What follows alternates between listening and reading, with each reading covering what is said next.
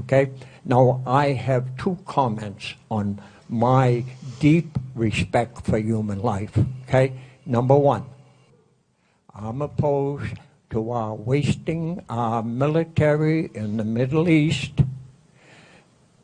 on behalf of Zionist Israel. Thank you. Okay. All right, well, let me just tell you that Israel is a very, very important ally of the United States, and we are going to protect them 100%. 100%. They've been our most reliable. It's our true friend over there, and we're going to protect Israel 100%.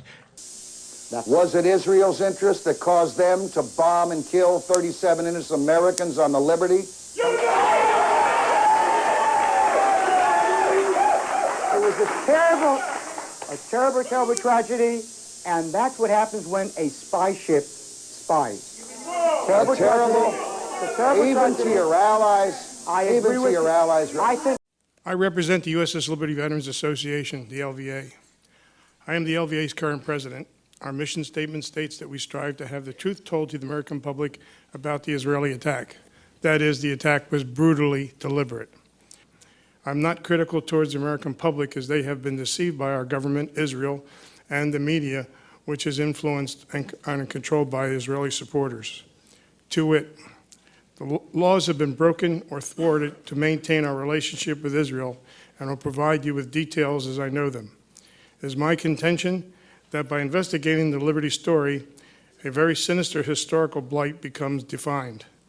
I pray America has the guts to look inwardly and take the right steps to correct not only the Liberty injustices, but also become acutely aware of Israelis' actions, past, present, and future, against humanity in Palestine.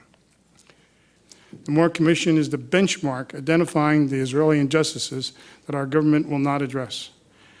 I am a Liberty survivor. What does that mean, and how does that work into the reassessment of a relationship with Israel?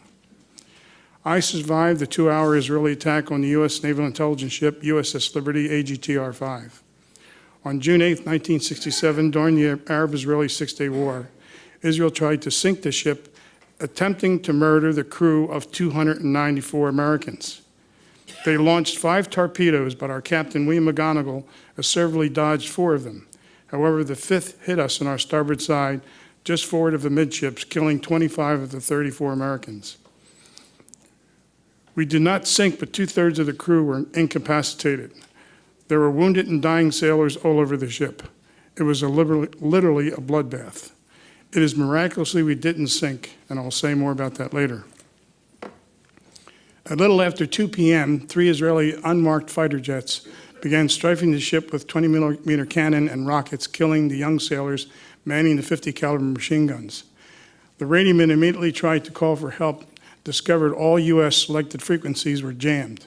The Israelis knew the frequencies we were attempting to use. Nevertheless, the radioman finally got through to the 6th Fleet. No help was forthcoming that day, as the 6th Fleet had White House orders not to launch aircraft to come to our aid. Next came 2 fighter bombers that dropped napalm canisters on each side of the ship. Even though they were being shot at, the Liberty crew eventually put out the fires. After a brief lull, 3 torpedo boats arrived, strafing the ship with their 40-millimeter cannon and 50-millimeter machine guns. Then they proceeded to drop their torpedoes in the water. One finally did find its mark. Our skipper passed a command to prepare to abandon ship.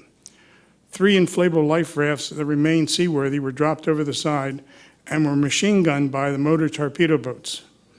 Our life vests were now our only hope for survival, and the more seriously wounded would never survive. However, the engine room was able to bring the boilers back to life, and the Liberty had power. In addition, damage control indicated that the ship stopped taking on water, and the ship came to a 9-degree list to starboard. So our captain wisely decided not to abandon ship. In order to secure the Jewish vote for upcoming elections, they could not have Israel taken to task. This was a major historical event. Any other time, their action would have been an act of war. The event had to be buried quickly, quietly, and without fanfare. Therefore, a couple of actions were taken immediately. The Navy told the Liberty survivors never to talk about the attack to anyone, including our families, or face a $10,000 fine or 10 years imprisonment. We now know the order came from Maish Dayan. We have declassified CIA cable exposing his order. One of the generals in the room that morning explained, "This is pure murder." But they went ahead as the order came from the defense minister, until an IDF Navy admiral later gave the order to stop the attack as the ship refused to sink. You see, their war plans included taking Syrian territory, the Golan Heights. By June 8th, the IDF had taken out the air forces of Jordan, Egypt, and Syria, captured the West Bank, East Jerusalem, Gaza, and the Sinai. Israel has a bright future at the UN. Now, I know that hearing that from me must surely come as a surprise, because year after year, I've stood at this very podium and slammed the UN for its obsessive bias against Israel. And the UN deserved every scathing word for the disgrace of the General Assembly that last year passed 20 resolutions against the democratic state of Israel, and a grand total of 3 resolutions against all the other countries on the planet. Israel 20, rest of the world 3. And what about the joke called the UN Human Rights Council, which each year condemns Israel more than all the countries of the world combined?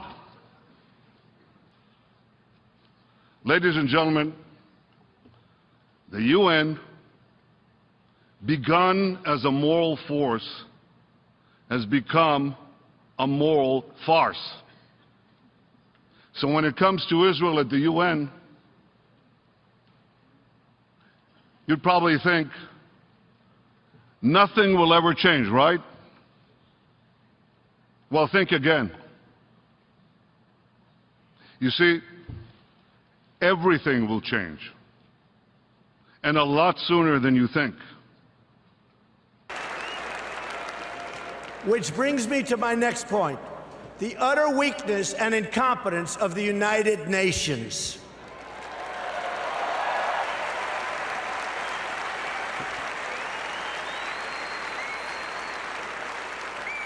When I'm president, believe me, I will veto any attempt by the UN to impose its will on the Jewish state. It will be vetoed 100%.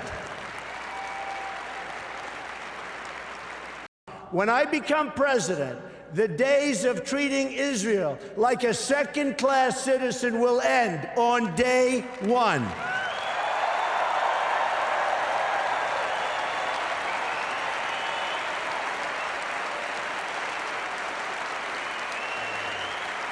Thank you.